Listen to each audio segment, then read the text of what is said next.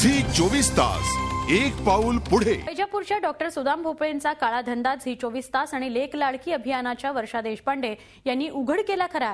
मात्र असं असूनही कारवाईबाबत निराशाच दिसते।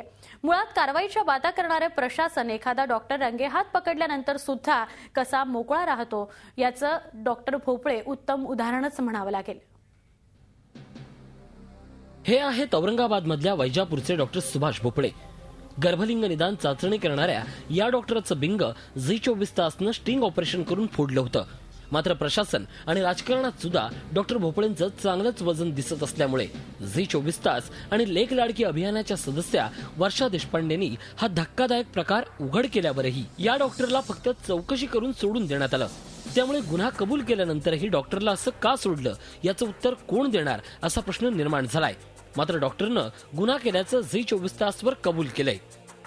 तुम्ही नव्हते करणार काय सगळं? नाही काहीच नाही, कधीच करीत नाही मी। मग हे आज कसं केलं तुम्ही? त्यांनी पाय पडले वगैरे त्या माणसाने आणि माझ्या बहिणीला सोडून देणारे म्हणे वगैरे असं तसं वगैरे। डॉक्टर साहेब कायदा आहे ना, मी कधीच ह्या गोष्टी करीत नाही। 30 वर्षाची प्रॅक्टिस माझी। पण ते माणूस पाय पडला रडला तो तिचा भाऊ। तुमच्याच दवाखान्यात कसं आला? लोकांना माहिती कसं पडलं सांगा।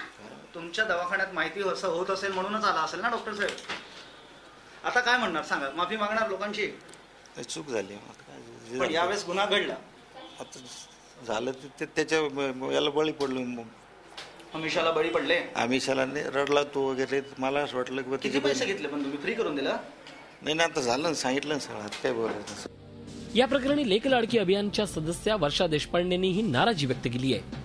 हायकोर्टचा आदेश आहे, मोबाईल मशीन्स बॅन केलेली आहेत आणि मोठ्या प्रमाणावरती या ठिकाणी म्हटलेली आहे। आणि असं असताना त्याचे नोटिफिकेशन असताना त्याची हायकोर्ट ऑर्डर असताना इथल्या जिल्हा शल्य चिकित्सकांनी मे मध्ये या माणसाला रिन्युएशन दिलेलं आहे। त्यामुळे भोपळेंवडी जेवढी गंभीर कारवाई झाली तेवढीच गंभीर कारवाई इथल्या जिल्हा शल्य चिकित्सावर झाली पाहिजे। कायद्याचा हवाला देत आता भोपळेंना कोर्टाच्या आदेशानंतरच अटक होऊ शकते असं कायदे पंडितांचं म्हणणं आहे।